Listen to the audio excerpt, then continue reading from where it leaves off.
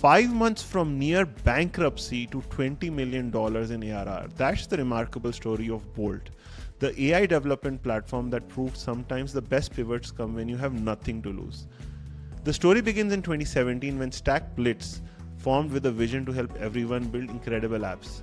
For 7 years, they developed their proprietary web containers technology, creating an OS that runs entirely on the browser. But by 2022, they had 2 million users and were beloved by engineering teams at the top software companies. But there was a problem. Despite technical innovation and user love, monetization remained elusive. But by mid-24, they were running dangerously low on cash. Then Claude 3.5 Sonnet launched. In October 24, StackBlitz launched Bolt, combining their web containers technology with cutting-edge AI. Within 1 week, Bolt had double the traffic of StackBlitz, 7 years of growth. 4 weeks in, they hit $4 million ARR. By December, CEO Eric Simons announced that they had reached 20 million in ARR and were adding $500,000 in ARR per day. The numbers kept climbing. Reports suggest that they are now approaching 40 million ARR, attracting nearly 1 million users per month, all with a team of just 20 people. In January 2025, they closed a $100 million Series B funding round at $700 million valuation. What makes Bolt special isn't just AI, it's the infrastructure beneath. The web containers technology means everything runs directly on the user's browser, not on expensive cloud server. This gives them dramatic cost advantages over competitors like Lovable, who rely on traditional cloud infra. Users can build full stack apps with natural language, but unlike other tools, Bolt gives the AI complete control over the entire environment: file system, server, package manager, terminal, and browser console. As Anthropic noted in their case study, Bolt represents a fundamental shift in how development environment works. With such a unique technical foundation and explosive growth, how do they price? How do they approach pricing? Let's take a look. So Bolt has 3 plans up front: a free, Pro, and Teams. Pro is $20 as you can see, Teams is $30 per month, and then they have yearly plans that give you a little bit of discount, which is expected.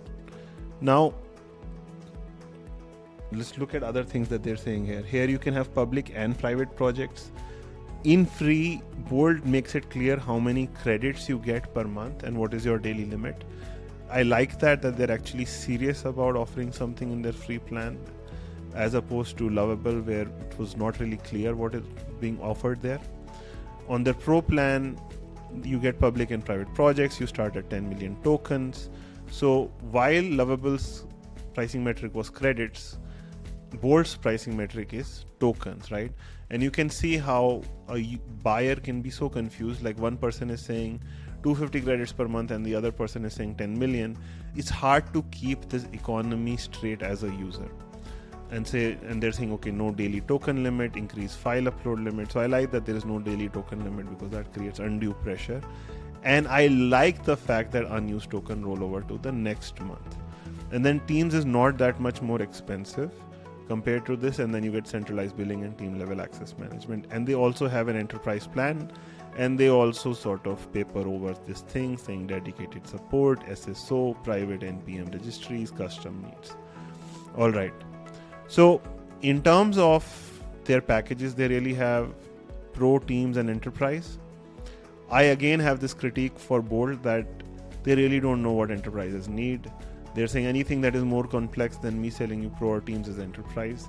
I don't think that's a very great way to look at that, because it is possible that you could be having, given that you are such a high sales velocity company, there could be enterprises who would buy you right off the bat rather than wanting to have a conversation with you. Pro and Team, I don't see the feature differences as too much. Teams is really just Pro with team level access management. That's not a lot of feature differentiation, to be very honest. I would want to see much more feature differentiation. And where does feature differentiation come from?